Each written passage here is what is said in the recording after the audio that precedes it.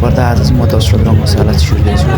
छिरेको त सबै सकिन सकेछ हो। अब गेम पो सुरु हुन आँटेको। Kathmandu Rangers versus Lalitpur city FC को पहिलो म्याच सुरु हुन आँटिरहेको छ र यो नेपाल सुपर लिगको यो तेस्रो संस्करण हो। तेस्रो संस्करणको पहिलो match Lalitpur city FC versus Kathmandu Rangers बीच हुन आँटेको छ। यो दुईको अहिलेसम्मको भेट 4 चोटि भएको छ, जुन भेटमा काठमाडौँ रेन्जर्सले 3 चोटि जित निकालेको छ र ललितपुर सिटी एफसीले 1 चोटि जित निकालेको छ काठमाडौँ रेन्जर्स विरुद्ध। यो दुवै टिम पहिलो संस्करणको विजेता काठमाडौँ रेन्जर्स हो भने दोस्रो संस्करणको विजेता ललितपुर सिटी एफसी हो। काठमाडौँ र ललितपुर दुवैले फाइनलमा चाहिँ धनगढी एफसीलाई नै हराएर उपाधि जितेको थियो दुवै टिमले। र यो तेस्रो संस्करणको पहिलो म्याच पहिलो संस्करणको विजेता र दोस्रो संस्करणको विजेता बीच हुन आँटिरहेको छ। अब चाहिँ राष्ट्रिय गान सुरु हुने बेला भएको छ। सबैजना तयारी अवस्थामा